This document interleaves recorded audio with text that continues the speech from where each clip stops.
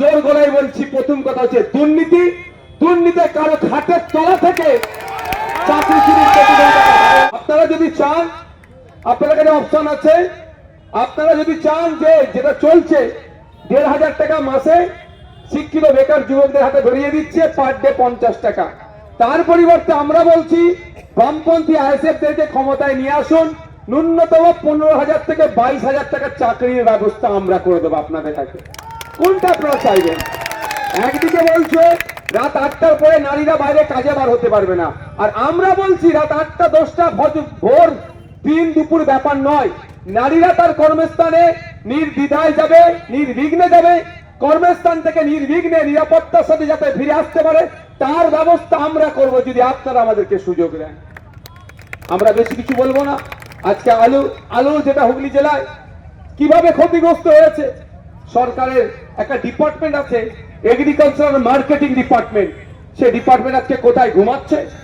আজকে কৃষকরা কি দুরবস্থার মধ্যে দিন কাটাচ্ছে। কৃষকদের মান্থলি ইনকাম আজকে তলানিতে। যে পাঞ্জাব, হরিয়ানা, কাশ্মীর, তামিলনাড়ু, কেরলা দেখলে দেখা যাবে কৃষকদের মাসিক গড়ায় ১৫,০০০ টাকা, ২২,০০০, ২৫,০০০, আর আমাদের ওয়েস্ট বেঙ্গলের কৃষকের মাসিক গড়ায় মাত্র বিলো 8,000।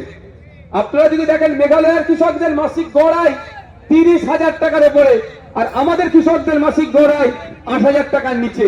তাহলে আমাদের কৃষকদের যদি মাসিক গড়াই বাড়াতে চান, তাহলে বলবো যেখানে যেখানে লাল ঝান্ডার পক্ষ থেকে প্রার্থী দিয়েছে, গোঘাট, আরামবাগ, পুরসুরা, তারকেশ্বর, জাঙ্গিপাড়া, তাদেরকে ভোট দিন। আর আমার হুগলি জেলাতে আমরা হরিপাল আর খানাকুলে খাম চিহ্ন দিয়েছি, একসাথে ঐক্যবদ্ধ হয়ে আমাদেরকে খাম চিহ্ন জিতান, আমাদেরকে আইনসভার মধ্যে পাঠান। আমি দায়িত্ব নিয়ে বলতে পারি যে আমরা দুটো জিনিস করতে দেব না, অনেক করবো সেটা অবশ্যই আপনারা জানেন। দুটো জিনিস যেটা করতে দেব না, জোর গলায় বলছি, প্রথম কথা হচ্ছে দুর্নীতি। দুর্নীতি কারো খাটের তলা থেকে চাকরি চুরি। একটা দায়িত্ব নিয়ে বলতে পারি, কোনো দুর্নীতি করতে দেব না।